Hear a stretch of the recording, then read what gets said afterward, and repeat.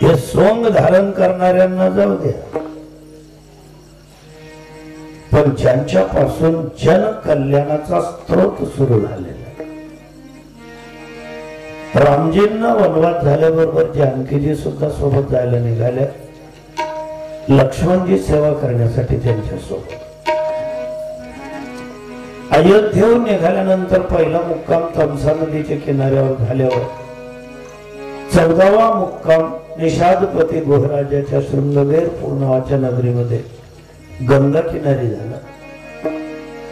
गंगा पार केल्यानंतर पुन्हा यमुनेचं खोरं पार करून चित्रकूट मध्ये ज्या वेळेस आले, चित्रकूटला 4 महिने मुक्काम आणि तिथून दक्षिणेला प्रवास ज्यावेळेस सुरू झाला भरतजींच्या भेटीनंतर, त्या चित्रकूटाच्या उतारावर पायथ्याला अत्रि ऋषींचा आश्रम आहे. ज्यांचा ज्यांचा प्रवास झाला असेल त्यांच्या लक्षात येईल.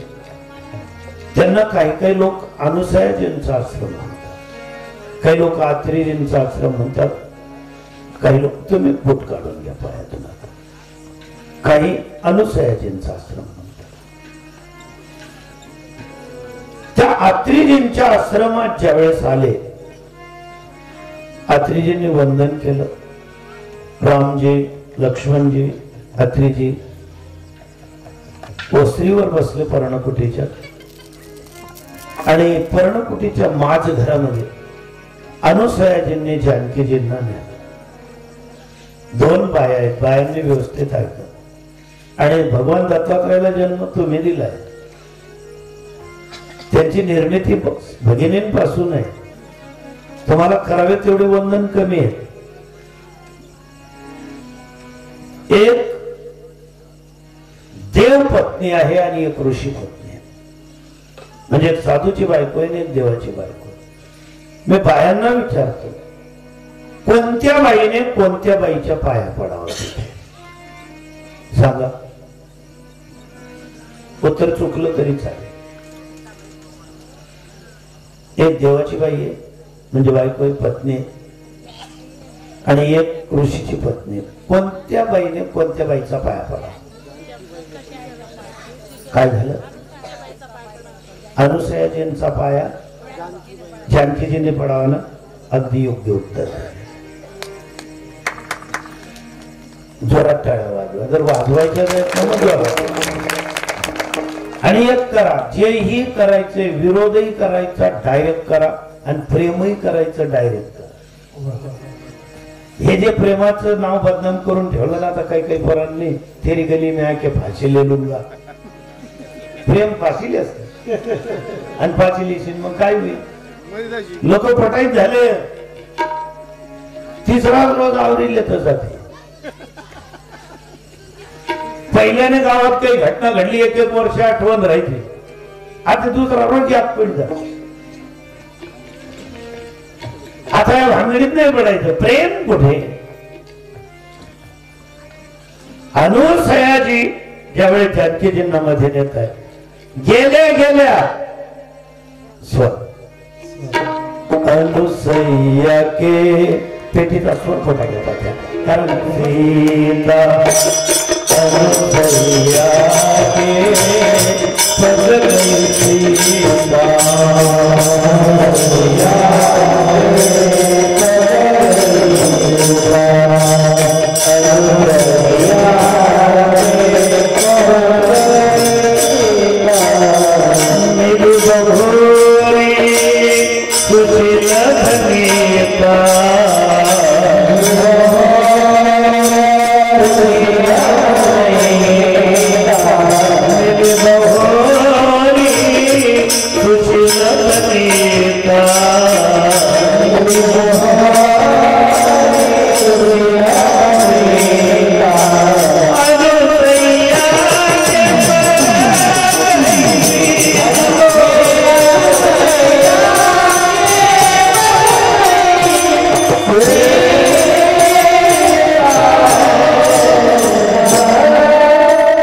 गोस्वामी तुलसी जी सांगतात, अनुसैया के पग गई सीता.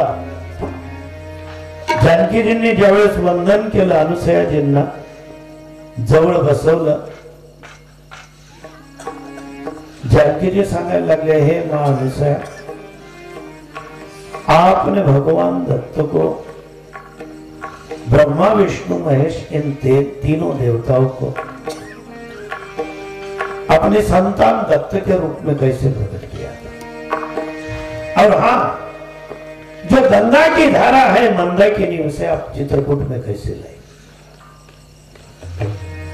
जानकीजींना सांगायला लागले अनुसयाजी की सीताजी, तुमच्या ज्याही बाया, जेही माणसं तुमचं नाव घेते, अंतर्बाह्य पवित्र होते. हे जानकी, तू स्वतः एवढी पवित्र असताना तुला माहिती नाही असं नाही, पण जन कल्याणासाठी तुम्हाला विचारते. तर ऐक बेटा, बोले मैया हमें इतना बता दो, ब्रह्मा विष्णु महेश आपके बेटे बन गए थे तो इसलिए आपने कौन सा नियम किया था, कौन सा व्रत किया था और कौन सा धर्म निभाया था? बोले बेटा, हम नारी है, हम स्त्री है, हम पराधीन है. घरामध्ये बाया स्वतंत्र नसतात. स्वातंत्र्यासाठी स्त्रियांचे प्रयत्न चालू आहे. पश्चाताप होईल तुम्हाला. काय करतात स्वातंत्र्य घेऊन? काय बोंब पाडली आपल्या देशाने स्वातंत्र्य घेऊन? स्वतःच तंत्र वापरून घराच्या मालकीन बनून डोक्याला ताप करून घेता का? काही काही ठिकाणी माणसं पाहिजे, पूर्वी एसटीने प्रवास करायचो मी, पती पत्नी गाडीत चढायचे, नवरा डायरेक्ट मागला सीटवर चालणार आहे आणि ती बाई कंडक्टरचं गेट होतं. मालकीन झाली ना, पैसे तिच्या जवळ.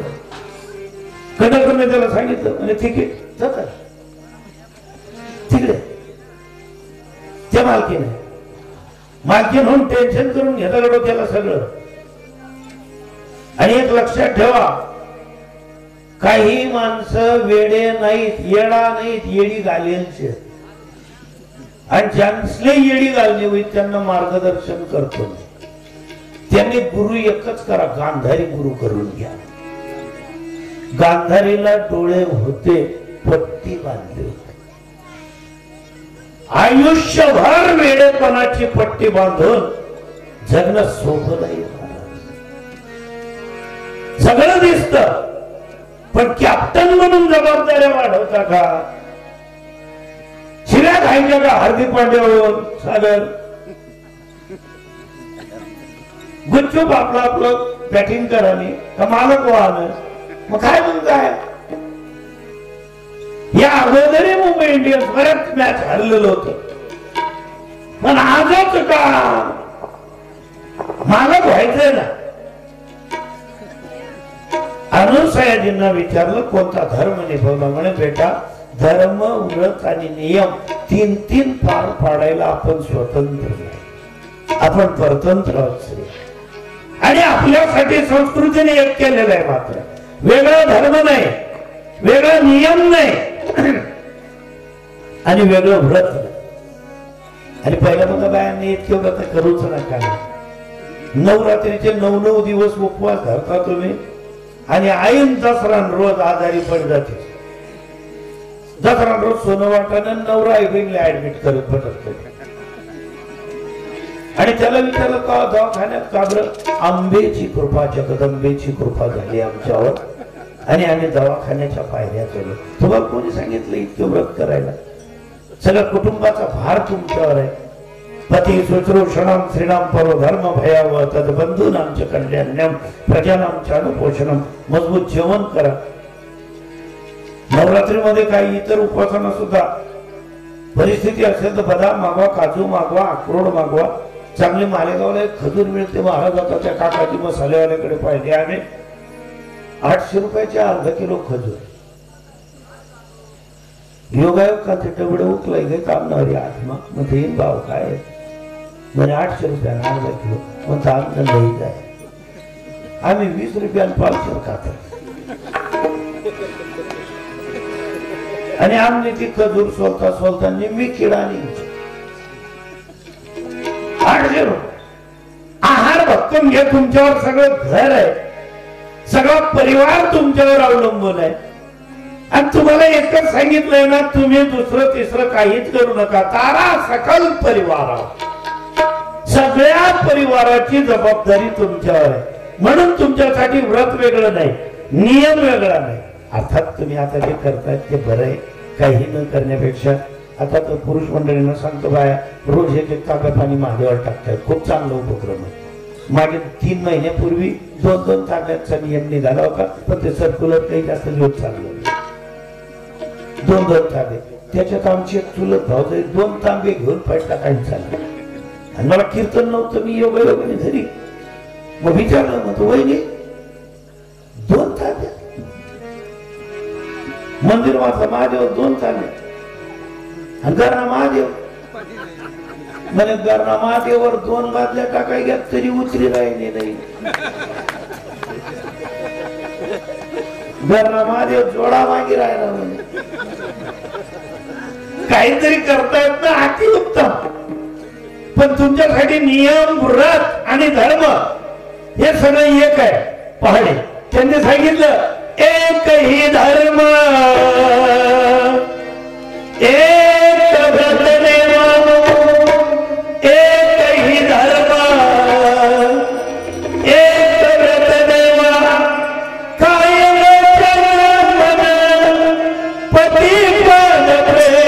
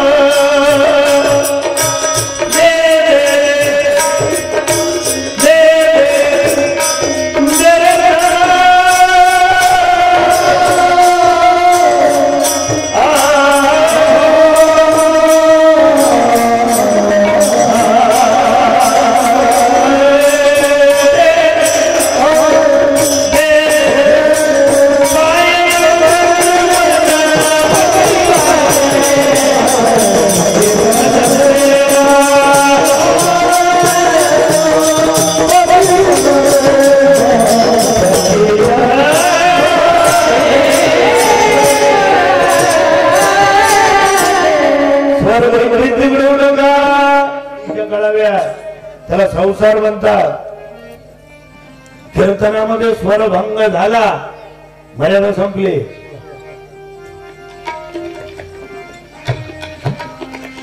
संसारातलाही स्वरभंग झाला, स्वर टिकवण्यासाठी सांगितलंय. प्रारब्ध आपलं कधी कधी तरुण पोरीला दुपटीच्या वयाचा पती, कधी कधी वृद्ध पती मिळतो. तिच्याचं दारिद्र्य म्हणा का स्वतःच नशीब म्हणा.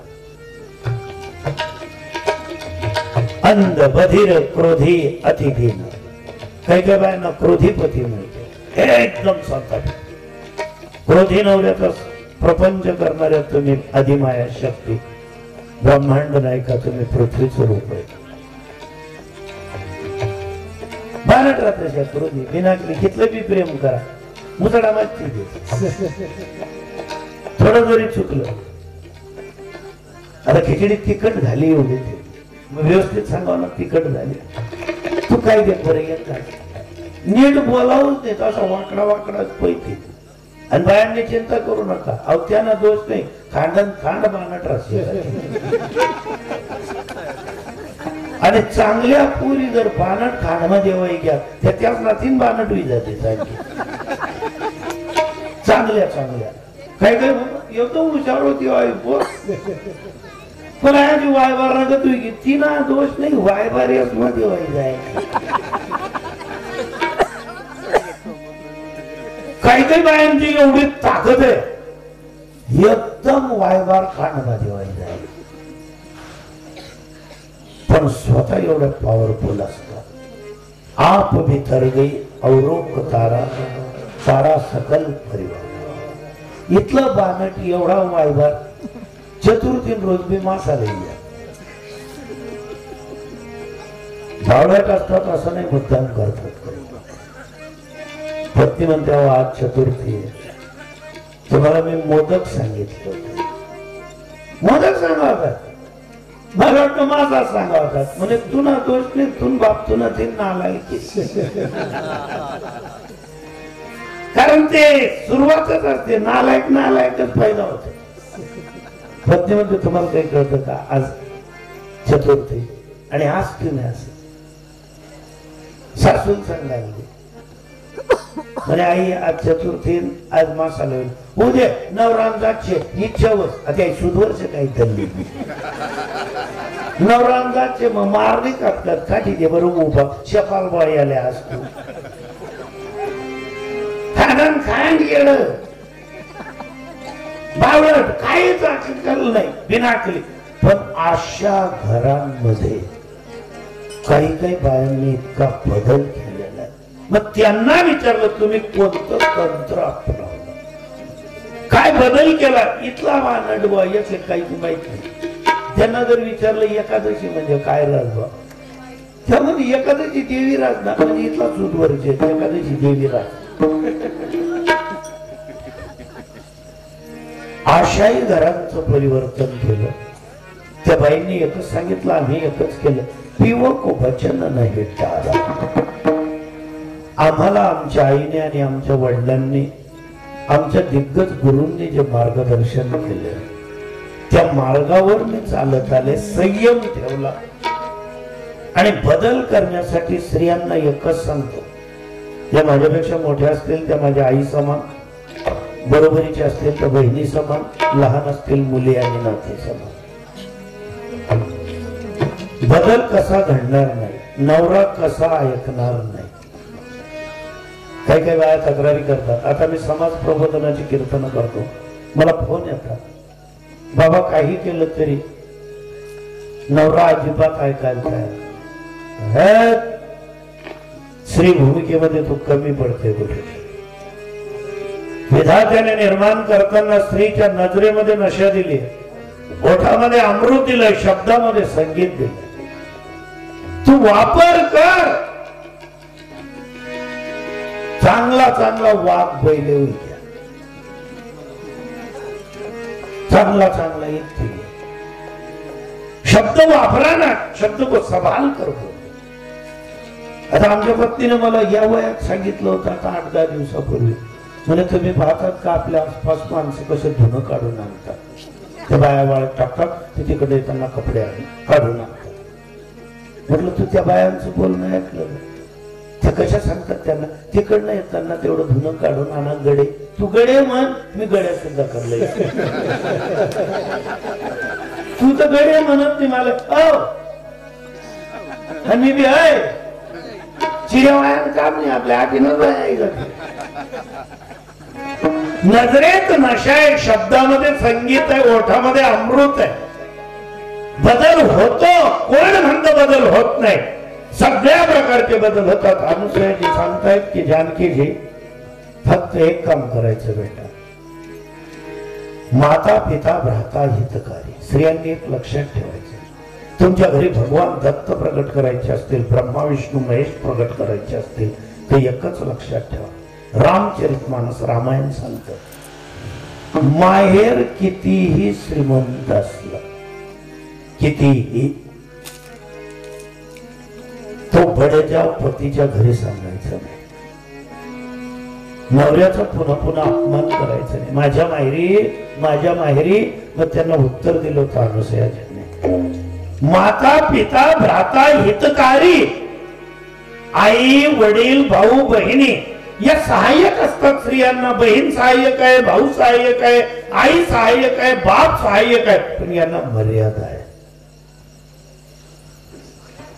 आई अशा एवढ्या खोक्यामध्ये तुम्हाला नागलीचे पापड देईल गवतांबीना दी वडा दी कुंडाया दी शेवाया दी कटायऱ्या पटत 3-3 पोतास ना करी दी लोणचं बी टाकी दी तुमले रॅक बी लिदी बांधा ठेवाले मग तुम्हाला सासरा बी आजारी आहे उत्तर कार्यानं पैसा बी दी काय मर्यादा आहे त्याला काय मीत प्रद सुनो सब राजकुमारी वनात आलेल्या तपस्वी रामाच्या पत्नीला राजकुमारी का बोलल्या की माहेरी तुझा बाप राजा जरी असला पण बेटा तुझा पती वनवासी, तुला वनवासी रामाची सीता व्हायचंय. जनक नंदिनी नाही राजकुमारी जरी तू असली पण वर्तमान परिस्थितीत पतिव्रता धर्म काय म्हणतो, तू घरी न थांबता पती सोबत वनात आली. या दुसरी जातीचं नाव मोठं केलं बेटा विठ्ठल.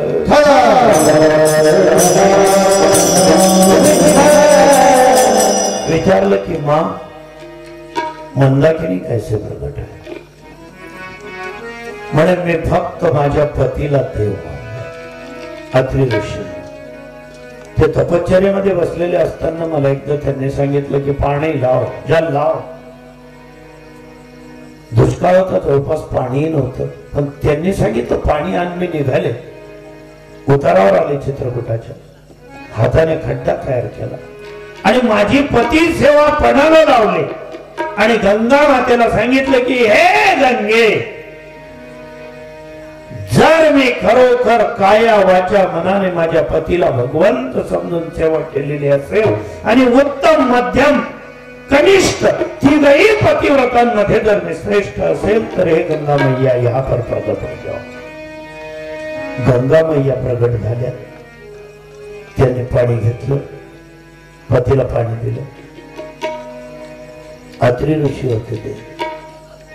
पती आणि नवऱ्यामध्ये हा फरक असतो. अगं सगळीकडे दुष्काळ असताना तू पाणी कुठून आणलं. त्यांनी सांगितलं असा प्रकार झाला.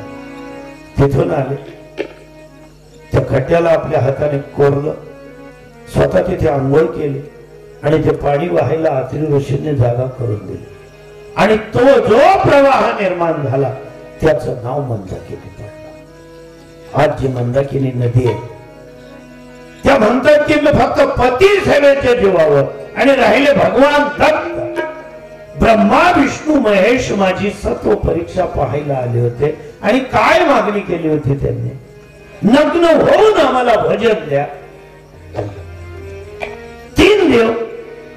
अगं बाई अवघड काय, या 3 देवांनी आपल्याला शरीर दिले. हे शरीर काही आपण नाही निर्माण केलं. पहिले रचा प्रारब्ध, पीछे रचा शरीर. यांची मागणी आहे ना, मग आपली तपश्चर्यापणाला लावून मी कमंडलू मधलं पाणी घेतलं आणि बोल दिया की हे पती परमेश्वर इने बच्चा बना दो. अंगावर फेकल्याबरोबर 3 बालक झाले. त्यांच्या अपेक्षाप्रमाणे त्यांना भोजन दिलं. मग ते राहिलेच या ठिकाणी. तिघांच्या पत्नींना बोलवलं. तिघांच्या पत्नी आल्या पण ओळखू शकत नव्हत्या. तर शेवटी मलाच कृपा करून त्यांना सांगावं लागलं की पहा पार्वती, हे तुझे महेश्वर आहे, हे लक्ष्मी हा तुझा विष्णू आहे आणि हे सावित्री हा तुझा ब्रह्मा आहे. ते आपल्या आपल्या पती घ्यायला लागले. मी सांगितलं की थांबा, ये मेरे बच्चे है, ये मेरे बेटे है. मग तिघांना मी अभिमंत्रण करून एका ठिकाणी आणलं आणि ती जी अवस्था निर्माण झाली तिचं नाव आहे दत्त विठ्ठल.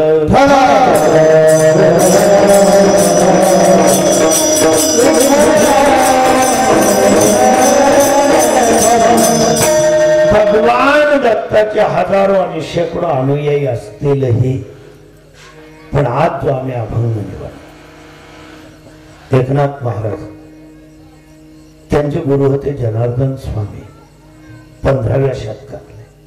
यात जनार्दन स्वामी, शांतिगिरी महाराज हे आताचे महात्मे. पण त्या काळातले जनार्दन स्वामी उपस्थित समाजाला मी अभ्यास म्हणून नाही विचारत पण सहज विचारतो. जनार्दन स्वामी कुठले रहिवासी होते माहितीये? 40गावचे.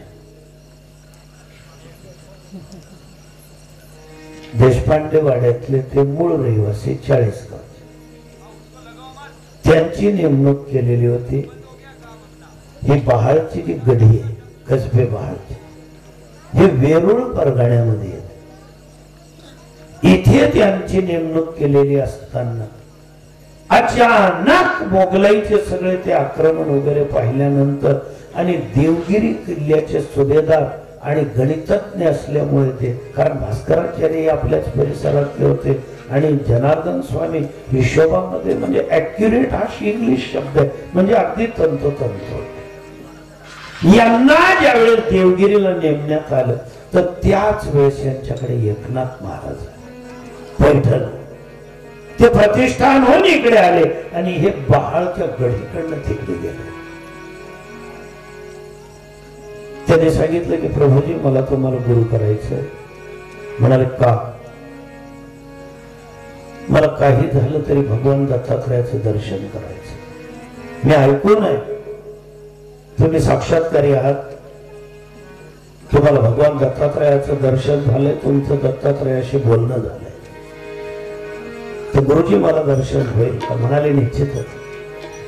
मग देवगिरीलाच आपल्या सध्याचा शब्द आहे अंडर ट्रीटमेंट, देखरेखीखाली जे घडवलं त्यांना की जर देव दर्शन पाहिजे असेल, जर साधक स्त्री असेल तर मनामध्ये पुरुष चिंतन नको, साधक जर पुरुष असेल तर त्याच्या मनामध्ये स्त्रीचं चिंतन नको. जर देव दर्शन पाहिजे असेल, कारण पुरुषाला माहितीये मी पुरुष आहे म्हणून स्त्रीचं चिंतन, आणि स्त्रीला माहितीये मी स्त्री, हे लक्षात ठेवायचं. पण शरीराचा अभिमान न करता, शरीराचा देहाभिमान त्यागून आपल्याला देव पाहिजे ना. मग देव जर पाहिजे असेल मग सोपं गणित आहे, अहंकार गेला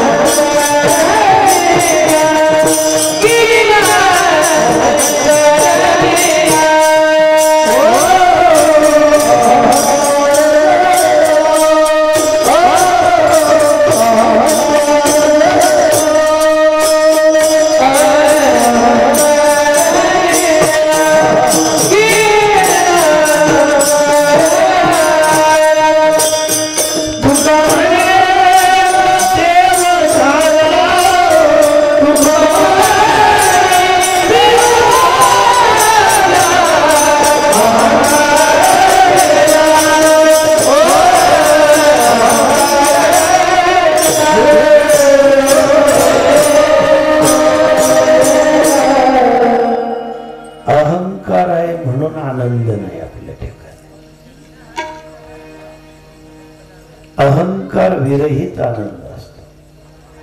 अहंकारी माणूस सतत टेन्शन मध्ये असतो. माणूस म्हणजे बाई सुद्धा, ज्यांना ज्यांना अहंकार आहे ना ते कधीच आनंदी राहू शकत नाही. कारण आनंदाचं फाउंडेशन काय माहितीये? प्रेम. प्रेम असेल तर आनंद असतो.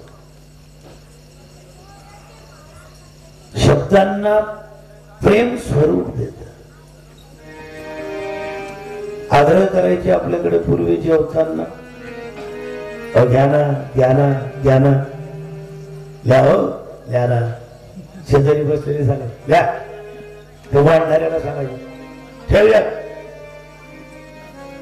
पुरी होती ठेवूया, तो जेवणारा म्हणून कसं ठेवूया, कान पटा म्हणून ना हो घ्याना घ्याना, घे दोन दे दोन ठेव, ठेवायचे नाही एकच्या फार झाला, ल्या हो दोन ल्या ना, जर काय भेटत प्रेम होत. आग्रह करायचे. आता आग्रह तर नाही, ते केवळ घरच्यांवरचे जेवण निघाले. आता आपल्या शेजारच्या माणसाला वाढलेलंही नाही. कौशल्यानं सुरू खायला आणि मला सांगायचं बाबा सुरू करा. त्यांना अजून वरून आले एवढं कोण दे, तू चालते, तू कधी बाप्याचं मी खायला नाही. तुला अक्कल आहे ना? एक व्यक्ती ऑर्डर दिल्याशिवाय पंगत बसत. काही काही समाजांमध्ये ज्या पांढरपेशा वर्गांमध्ये आरती केली जायची पंक्तीमध्ये कुलदेवतेची, आणि त्या आरती केल्यानंतर परवानगी दिली जायची, बसा करा कृष्णार्पण, देवाच्या प्रसाद करा रे भोजन, भाल कोण कोण अधिकारी. आता सगळेच समाज सारखे झाले.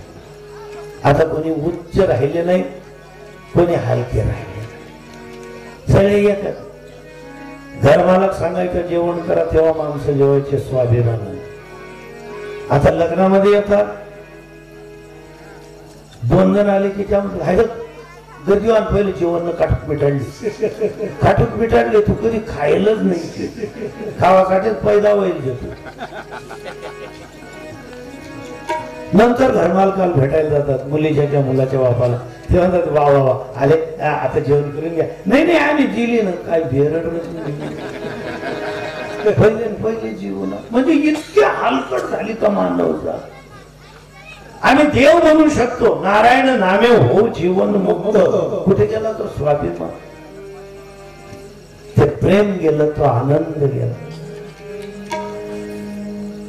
एकदा सांगितलं नाथबाबांनी, गुरुजी मला दत्तात्रय स्वामींचं दर्शन करून घ्या. म्हणाले चालेल. खाली जो ध्वजस्तंभ आहे देवगिरीच्या, ज्याला पण दौलताबादच्या दरवाजाजवळ पाहतो, घेतलं नाथांना बोटाला धरून आणि देवगिरीच्या किल्ल्यावर नेलं. वरती पठार मोठं होतं. अचानक समोर पाहिलं तर एक मलंग, म्हणजे एका पठाणाच्या वेशामध्ये समजा, भिकाऱ्याच्या वेशामध्ये समजा, समोरून एक व्यक्ती येताना दिसली. सगळे कपडे मळलेले, अंगाला दुर्गंधी येतो. आणि त्या व्यक्तीच्या सोबत कुत्री चालत होती. जनार्दन स्वामी जसे परत गेले, त्या मलंगाच्या पायावर डोकं ठेवलं. त्या मलंगाने मिठी दिली. जनार्दना बस. दोघं बसले. नाथ महाराज लांबच. ते काय आपले गुरु, तो माणूस कसा, त्याच्या अंगाची दुर्गंधी किती येते, त्याच्या आसपास कुत्र, आणि त्याला जाऊन गुरु महाराजांनी म्हणजे आता गुरुलाही काय म्हणावं. त्या पठाणाने लगेच एक पात्र काढलं, जवळची ताटली समजा, अल्युमिनियम पितळ असं कोणतं तरी असेल, ते ताटली काढली आणि 2-4 भाकरीचे तुकडे काढले. इतके कडक की हातांनी तुटत नव्हते. जनार्दन स्वामींनी आणि त्या मलंगाने ते तुकडे तोडले आणि एकदम त्या मलंगाने त्या कुत्रीला आवाज दिला, बाई ग इकडे. ती कुत्री एकदम जवळ.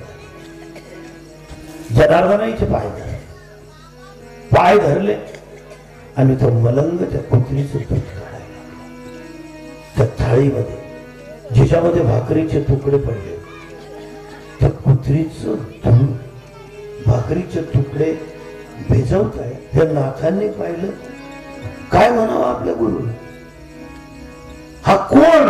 आणि कुत्रीचं दूध काढताना पहिल्यांदा माणूस पाहतोय आपण असं. ती कुत्री बाजूला जाऊन बसली. मलंगाने हाताने ते तुकडे नरम झालेले चोरले आणि सांगितलं की जनार्दना कर प्रसाद ग्रहण. जनार्दन स्वामींनी आणि मलंगाने दोघांनी उचललं, खायला लागले. नाथांनी पाहिलं, तोंड फिरवून घेतलं. यार गुरुला काय म्हणणार, गुरुला तर बोलता येत नाही, पण गुरुच जर असं वागायला लागलं, आता काय म्हणावं बाबाजींना. गुरुजींनी एकदम आवाज दिला. ते मलंग सांगायला लागले, ते बाळ कोण? म्हणाले स्वामीजी तुमच्या दर्शनासाठी आलेले. अरे मग बोलव नाही. जनार्दन स्वामींनी आवाज दिला, एकनाथ अरे इकडे ये. ते म्हणायला नाही, अरे ये ना इकडे ना. मी काय म्हणतो इकडे जवळ ये. पहा ना स्वामीजी. बरोबर आहे. हळू जवळ बोलवलं. 2-3 तास बाकी जबरदस्ती नाथांना धरला हाताला आणि म्हणायला लागले, खाते म्हणायला लागले, नाही नाही नाही, हे कुत्रीचे दुधाचे तुकडे आणि हा माणूस कोण? मी नाही खाणार गुरुदेवा, मला आग्रह करून. दोघं हात धरलेले होते गुरुदेवा.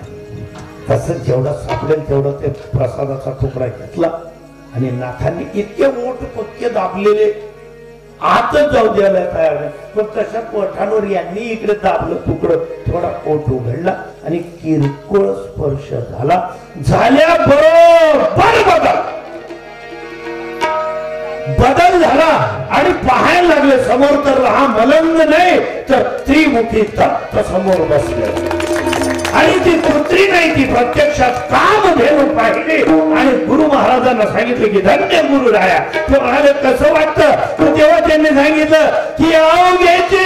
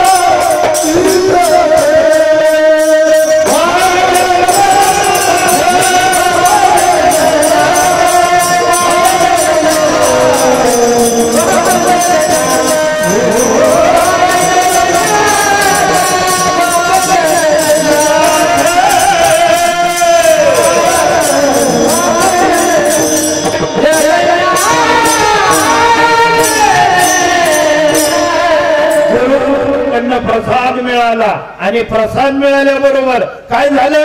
गुरु कृपा निर्माण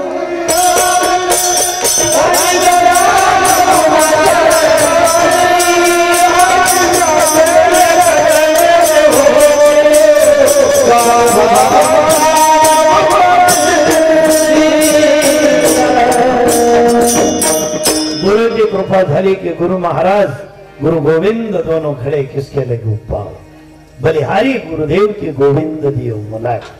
भगवान दत्तात्रय ज्यावेळेस समोरासमोर पाहिले पायावर डोकं ठेवता आलं ते दत्तात्रयांच्या कृपेने ते सांगतायत आता मी जिकडे पाहिल तिकडे आनंदाच्या कोटी आम्ही साठविल्या पोटी. एवढा प्रचंड आनंद. मग आनंद साचवून साचवून साचवून ज्यावेळेस व्हायला लागतो त्याचं रूपांतर होतं प्रेमामध्ये. प्रेम मुळात बोलायचा विषय नाही. प्रेम हा सांगायचा विषय नाही. दाखवायचा तर अजिबात नाही. सध्या प्रेम दाखवलं जात. एवढं प्रेम दाखवलं जातं ज्यांना ज्यांना प्रेम पाहायचं असेल त्यांनी हायवेवर जाऊन बसा. फटफटीवर मोटरसायकलीवर बसून चाललं प्रेम. काय कान मग भुनभुन कराय ना ते प्रेम. गरमायर आयर सांगे बोलतो नाही फटफटीवरच एवढं कसं प्रेम व्हायला भान नाही.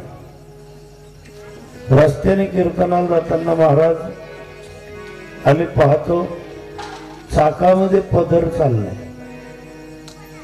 जवळ बाळ आहे आणि काय त्याला कान मग भुनभुन कराय नाही. आम्हाला गाडी जोरात न्यावी लागते फोर व्हीलर आणि पुढे थांबावं लागतं की मॅडम हे तुमचं सौभाग्य आहे. हा तुमचा पती आहे. तुम्ही सौभाग्यवती आहात. मर्यादा सांभाळा ना. जर याचा तोल गेला हा जर पडला काय होईल परिस्थिती. बाळही जवळ आहे.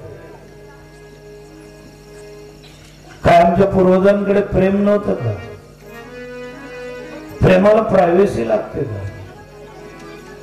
आता एवढे रूम आहेत घराघरांमध्ये स्वतंत्र रूम आहेत प्रत्येकाचे. तरी पाहुणा मुक्कामी थांबणारा असला तर तोंडावर तेज कुठे जात. दोन्ही नवरा बायको पांढरा पडग्या तसा तो चोरी करली चाल ना आपला घर. प्रत्येकाचं म्हणणं एकच आहे, याला काढा, यांचा काढा. कुठे गेलं प्रेम? याच घरांमध्ये किती किती दिवस लोक थांबत होते पाहुणे म्हणून. एवढी प्रायव्हसी होती का आपल्या घरामध्ये? आपली आई, आपले वडील, त्यांचे 4-4, 5-5 भाऊ, त्यांचे मुलं, प्रत्येकाला 2-2, 4-4, आजी आजोबा, 25, 26, 50 लोकांचा परिवार. घराला फक्त 4 भिंती होतीच्या. त्यांना मुलं झाले नाहीत का? 4-5 भावांना बायका नव्हत्या का? कधी एखाद्या भावाच्या हातून चूक झालेली ऐकण्यात आहे का? काय प्रेम नव्हतं का? प्रायव्हसी नव्हती का? आत्ताच असं प्रेम निर्माण झालं का? मग वाद कसे? एवढं जर प्रेम आहे, मुलं का बोलत नाहीत मग एकमेकांचे? प्रत्येकाच्या हातात मोबाईलच कसे येऊन पोहोचले? मर्यादा सांभाळा. वेळ झालेली कीर्तनाची, मर्यादा संपली. ते म्हणतायत अवघ्याची त्रैलोक्य आनंदाची आता चरणी जगन्नाथात चित्त ठेवले. पण तो जगन्नाथ कोण आहे?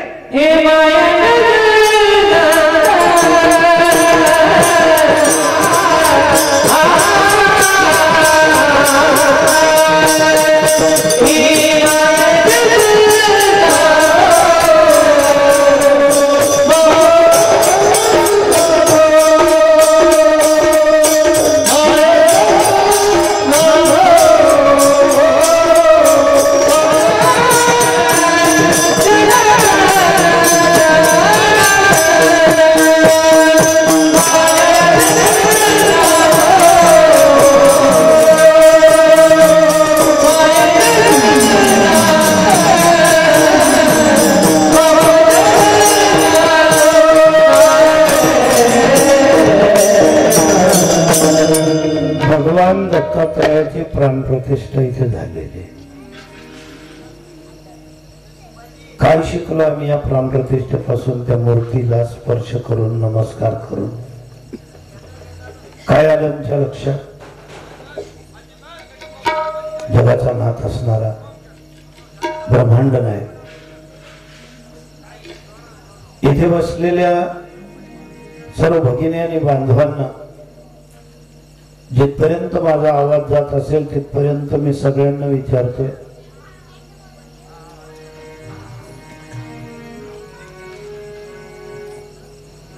इथे बसलेल्यांपैकी मला एकच सांगा, स्त्रिया असोत पुरुष असोत, इथे बसलेल्यांपैकी कुणाकुणाची आई मेलेली आहे? वरती हात करा. पहिल्याने मला करावं लागेल. प्रामाणिकपणे आई मेलेली. आईचं मोल काय असतं तुम्हाला माहिती? खरा हात खाली. उपस्थित समाजापैकी मला असं सांगा, आता कुणाचे वडील मेलेत त्यांनी हात वरती करा. इकडे आपल्याकडे आहेत? हो, वडील मेले. बर, आता मला एक सांगा, आई आणि वडील दोघं मेलेल्यांनी हात वरती करा. की आई मेलेली आहे, वडीलही मेलेले. बरंच. बर, आता मला एक सांगा, आईही जिवंत आहे, बापही जिवंत आहे, अशा लोकांनी वरती मोठं करा. तुम्ही भाग्यवान आहात. नाही असं नाही. हा, जिद्दा होते ना मग डायरेक्ट वर वट आई आणि वडील. तुम्हा सगळ्यांना सांगतो, ज्यांचे आई वडील जिवंत असतील हात खाली करा. दुर्दैवाची गोष्ट आहे, वृद्धाश्रम हाऊसफुल आहेत सध्या. किती पाप झालेले. आई काय असते हे बायांना विचारा. माहेरी का जातात त्या? 6 महिन्यातून, 2 महिन्यातून, 1 वर्षातून, कोणते निमित्त साधून. कारण तिथे माय आहे, तिथे बाप आहे. मला बायांनी एक उत्तर द्या. तुम्हाला जर उभं आला सासरी, काही निमित्त जरी नसलं तर 2 दिवस परवानगी घेऊन तुम्ही माहेरी जातात. आम्ही माणसांनी कुठे जाऊ?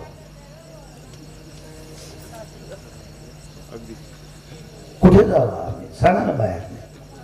तुम्हाला माहेर आहे, 2 दिवस आईच्या कुशीत डोकं ठेवून तुम्ही रडाल, ती डोक्यावरून हात फिरवेल, खायला काहीतरी बनवेल.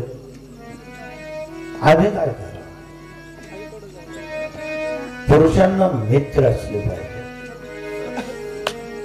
असा मित्र मिळवा, जर आपलं चुकत असेल ना तर त्याने प्रसंगी आपल्याला सांगावे, भडव्या शानपणा काय करतो, आपलं पद आणि पैसा सगळं बाजूला ठेवून अधिकार गाजवला पाहिजे त्याने आपल्यावर.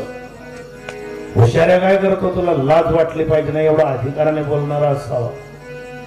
आणि आपणही उभं झाल्यानंतर त्याच्या घरी जर गेलो तर कुणालाच नाही सांगायचं मला वाडा, हक्काने डब्यामधून पोळी काढून जे काही भाजी चटणी असेल ते खाऊ शकलो पाहिजे एवढा अधिकार मिळवा. ज्यांना बाप असेल ना जिवंत, त्यांनी एकच लक्षात ठेवा, आपल्याला काय करायचंय आता, आपल्यासाठी त्यांनी जे केलं तेच करायचंय. तेव्हा ते आपला बाप होते, आपल्याला आता त्यांचा बाप बनायचंय, त्यांचा हात धरायचाय आपल्याला. आता त्यांनी आपला तेव्हा हात धरला होता. आईने तेव्हा आपले सगळे लाड पुरवले होते, आपल्याला आता तिचे आईचाही बाप व्हायचंय, बापाचाही बाप व्हायचंय. माय जगन्नाथ, बाप जगन्नाथ, देव घरामध्ये, आणि चाललो आम्ही देव शोधायला. इकडे तिकडे भ्रमिष्ठासारखे बावळटासारखे देव शोधत फिरतोय आम्ही. काही काही बापाशी बोलत नाही, काही लोक आईशी बोलत नाही. सगळ्यांना सांगतो, आई आणि बापासारखा देव कोणताच नाही. आज अशी परिस्थिती आहे. एक वेळ अशी होती या वाडे गावामध्ये, मी तिथला रहिवासी आहे.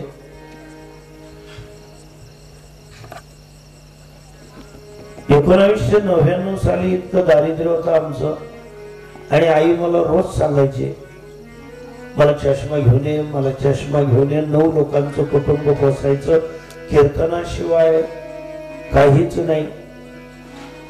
88 मध्ये सगळं जमीन जुमला विकला गेलेला, कीर्तनाशिवाय पर्याय नाही. पत्नी मजुरी करायची, मी कीर्तन करायचो.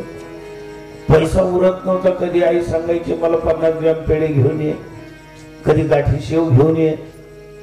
हट्ट झाला शेवटी 2000 साली आईने, मला चष्मा आण, मला चष्मा आण. पैसाच उरत नव्हता, 1 रुपया उरत नव्हता. करावं काय, तळमळ कळायची. शेवटी संतापाने आईला बोलून टाकलं. म्हटलं आई, अगं तू चष्म्यामधून काय पाहणार आहे ग या वयामध्ये, बस ना आता शांत. नाही माझ्याजवळ पैसा, काय मरू का मी आता. आणि काय झालं, साने गुरुजींची विद्यार्थिनी होती आमच्या आई. सरस्वतीची अफाट कृपा होती आमच्या घराण्यावर आईच्या कृपेने, पण लक्ष्मीची कृपा नव्हती. मी आईला दरडावूनच बोललो, म्हटलं काय पुन्हा पुन्हा लावला चष्मा चष्मा, मलाही मरण येत नाही, तो मलाही येत नाही, काय पाहणार आहे तू चष्म्यामधून. आणि 8व्या दिवशी आईने मरून जावं. आयुष्यभर केलेली सेवा, आयुष्यभर तिच्या आज्ञेत राहिलेलो, पण 2 शब्द असा घात करून गेले. आजही ते मला माफ करत नाही. ते काय बोलले गेलं आपल्या हातून, काय चूक झाली आपली. मला चुकूनही कळलं नव्हतं की आई 8व्या दिवशी जाईल. अजूनही खंत लागते जीवाला रोज आईचा नमस्कार करताना. कधीतरी डोळे भरून येतात. लहान नात विचारते सुनबाईला, आजोबा का रडताय. त्यांना त्यांच्या मम्मीची आठवण येते म्हणून रडतात. मग बोलव ना आई मम्मीला त्यांच्या कुठे, तू सांग. सांगते की तुमच्या मम्मीला बोलवा ना बाबा. म्हटलं नाही बेटा, तिथून येता येत नाही. धाम परम का रडता. म्हटलं आजीला चष्मा घेता आला नव्हता का मला. आज 5 लाख रुपयाचा चष्मा घेऊन देईल मी तिला, म्हणावं फक्त ये. आज पैसा आहे, सत्ता आहे, आई नाही. सगळ्यांना एकच सांगतो, देव शोधायला निघाले तुम्ही, देव घरात आहे. माय जगन्नाथ बाहेरना एकच सांगतो, बाहेर जाताना भावजाईंवर रुबाब करू नका. आईची सेवा कर म्हणून तिला सांगू नका. भावजाईंना मैत्रिणी बनवून टाका. तिला एकच सांगा, मला जे मिळतं ना बाई, जे तुझा नवरा देतो दिवाळी अक्षय तृतीयेला, ते सगळं तुला देईल. वाटल्यात माझ्याकडून बक्षीस दे. ही माझे विठ्ठल रुक्माई आहेत, यांची चांगली सेवा कर बाई. पितळाच्या देवासारखे स्वच्छ ठेव आणि आनंदाने स्मशानात रवाना कर गो बाई. मी तुझी आभारी राहील. जा ना माहेरी, भावजाईंना मैत्रिणी करा ना. काय चाललंय तुमचं? साड्या साड्या साड्या, काय करणार आहे इतक्या साड्या? पूर्वी एवढं होतं का? एवढं प्रेम होतं, एवढं प्रेम होतं. आणि आपण ज्यांचे आई वडील जिवंत असतील, तुम्ही कुठलाच अभ्यास करू नका, काही गरज नाही तुम्हाला. काबाड कष्ट करतायत ना. फक्त जर आई जिवंत असेल, 8-10 दिवसातून एकदा का होईना तिच्या मांडीवर डोकं ठेवा. आणि हे सगळं संगीत ऐकतायत ना तुम्ही आता, पैठीचे स्वर, तबल्याचे स्वर, मृदंगाचे स्वर, आमच्या गायनाचार्यांचे स्वर रेडिओवर ऐकतात ना तुम्ही. भीमसेन जोशी पासून अनुराधा पौडवाल पर्यंत, लता दिदींपासून तर आशा भोसलेंपर्यंत सगळे हे सगळे संगीताचे स्वर आहे. तर सगळ्यात संगीतावरच गायन जर ऐका, तिला एकदा सांगा आई, ते परत एकदा म्हणणं, जीवनाचा सगळा सार मिळेल, जीवनाचा सगळा आनंद मिळेल. या भ्रामक जनतेमध्ये आनंद शोधायचा प्रयत्न करतायत आणि आनंदाचं झाड घरात असताना इकडे तिकडे अमृत घट भरले तुझ्या घरी, का वणवण फिरशी बाजारी. इकडे तिकडे आम्ही भ्रमिष्ठासारखे फिरतोय. घराघरातला आनंद का गेला? आई वडिलांचं स्थान गेलं, आई वडिलांच्या मर्यादा गेल्या. और वृद्धाश्रमासारखा कलंक जर आपल्याला लागत असेल, आज कुठेही गेलो, माझे शेकडो इस्लामिक मित्र आहेत, पण आई वडिलांचा आदर करतात महाराज. ते आपणही करा. हिंदू धर्म उज्ज्वल आहे, अजून उज्ज्वल बनवायचं असेल. आणि भगिनींना एकच माझी नम्रतेची विनंती आहे, आपल्या सासूमध्ये आणि आपल्या नवऱ्यामध्ये अंतर निर्माण करू नका. तुमच्याकडनं एवढीच अपेक्षा आहे. ही दत्तात्रयाची खरी सेवा होईल. सासूची सेवा करताना तुम्ही कोणत्या गोष्टीच्या तळपायाला खोबऱ्यात तेल लावताय? लावाल तर कल्याणच होईल. वाचा सिद्धी पावाल, अध्यापक व्हाल. आमच्यासारखे कीर्तनकार भेटत सहित तुमच्या पायावर डोकं ठेवून तुमचे आशीर्वाद आम्ही घेऊ. आमचा कशाला पाय पडता तुम्ही विनाकारण? मरताना भक्त तुमच्या सासूने सुनांना एकच म्हणावं, जा बेटा, खूप केलं ग तू माझ्यासाठी. पोटाच्या पोरीने एवढं केलं नसतं, तुझा भंडार भरेल बाई, एवढा शब्द कमवा. मुलांनी एकच करा, बापाने एकच म्हणावं, दादा खूप केलं रे तू. दफा बेटा, तुझ्या 10 पिढ्यांपर्यंत पुरेल एवढी पुण्य, एवढं सुख तुला मिळेल. आणि बापाने प्राण सोडावा, याच्यापेक्षा मोठा भक्त कोण आहे? पुंडलिके काय केले? तर ब्रह्म उभे ठेवले. जर भगवान पुंडलिक जर देवाला आणू शकतो, काय आम्हाला शक्य होणार नाही का? झालेली सेवा भगवान दत्तात्रय यांच्या चरणी सादर समर्पित करून उपस्थित समाजाला आपुलकीच्या आणि प्रेमाच्या नात्याने, हक्काच्या नात्याने मार्गदर्शन केलं. ज्यांना पटलेलं असेल त्यांनी मार्ग स्वीकारा, ज्यांना पटत नसेल जय सियाराम. विठोबा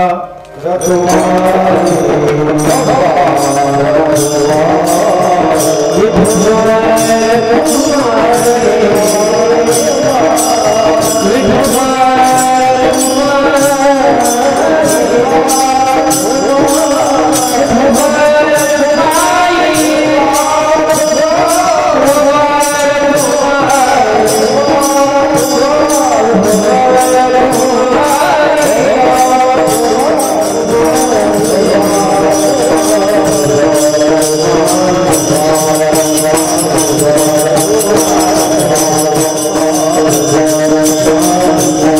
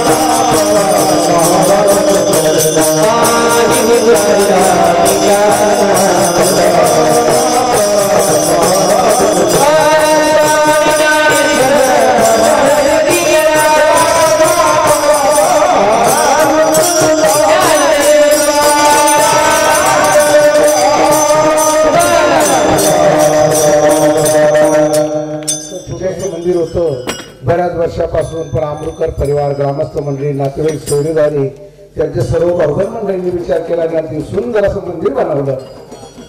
असो, या ठिकाणी हरिभक्तपरायण विश्वनाथजी महाराज वाडेकर अतिशय सुंदर असं मनमोकळं, तुका म्हणे एका म्हणे हे सांगण्यापेक्षा ही सांगण्याची गरज होऊन गेली. अतिशय सुंदर त्यांनी साध्या सोप्या भाषेमध्ये आता जी चालू आहे त्या पद्धतीनुसार आपल्याला त्या ठिकाणी प्रबोधन केलं आणि त्या प्रबोधनाचं पालन करावं. महाराज जे म्हणतात ना, वृद्धाश्रमाचं एकदम अतिशय सुंदर आहे. अहो, मुसलमानाचं असं एकही आई वडील नाही की ते वृद्धाश्रमात आहेत, सगळे हिंदूंचेच आहेत. हे असं करू नका. महाराजांनी जे आपल्याला प्रबोधन केलं त्याचं पालन करा. या ठिकाणी 3 दिवसापासून हा कार्यक्रम चालू आहे. उद्या त्याची सांगता होणार आहे महाप्रसादाने. सर्व ग्रामस्थ मंडळी, नातेवाईक, सोयरे धायरे मंडळी या ठिकाणी बोलवण्याची वाट पाहू नये. बाकीची मंडळी आपल्याकडे पण आहे नाही, देवाचा कार्यक्रम आहे, देवाचा कार्यक्रम असतो, लग्नाची पंगत असते, लग्नाचा सोहळा असतो, ती वेगळी गोष्ट असते. परंतु या सोहळ्यासाठी आपण सर्व मंडळींनी हजर राहायचं. हे या कार्यक्रमाला प्रसादासाठी सर्वांनी हजर राहा. या ठिकाणी महाराजजी धावपळ करत या ठिकाणी पोहोचले. महाराजांचं बघा, मी बराच वर्ष, माझं मामाचं गाव आहे वारेगाव. हे कसं काय प्रारब्ध, त्यांचं नशीब की एवढे एक महाराष्ट्रभर आणि टीव्ही स्टार महाराज. आता महाराजांची तब्येत बरी नसल्यामुळे बायपास सुद्धा झाला. परंतु कोणी जर आमंत्रण दिलं तर त्या आमंत्रणाचं नाही म्हणत नाही की आपण त्या कार्यक्रमाला गेलंच पाहिजे बा, लोकांचं मनात असतं. आता आमच्याकडे तर बऱ्याच दिवसापासून कार्यक्रम नाही, परंतु अमृतकर परिवार शशीभाऊंनी फोन केला आणि महाराजांचा कार्यक्रम त्याप्रमाणे या ठिकाणी येऊन उपस्थित झाले. बरीचशी मंडळी बाहेर गावची आहे. वाघरूची उत्कृष्ट अशी तबला वादक मंडळी, हार्मोनियम वादक, तसेच आमचे शिंदेचे मास्तर, आपले पाटणचे गायक, त्यानंतर कोळगावची भजनी मंडळी आमच्या कोळगाववर प्रेम करतात समजा अमृतकर परिवार. आणि या ठिकाणी तुमच्या कार्यात आम्ही सगळे सहभागी आहोत आणि भगवंताच्या कृपेने सर्व मंडळीला उदंड आयुष्य, चांगली प्रगती होईल. दत्ताचे चरणी प्रार्थना. पुंडलिकार्थ हरी विठ्ठल श्री ज्ञानदेव तुकाराम पंढरीनाथ भगवान की माऊली ज्ञाने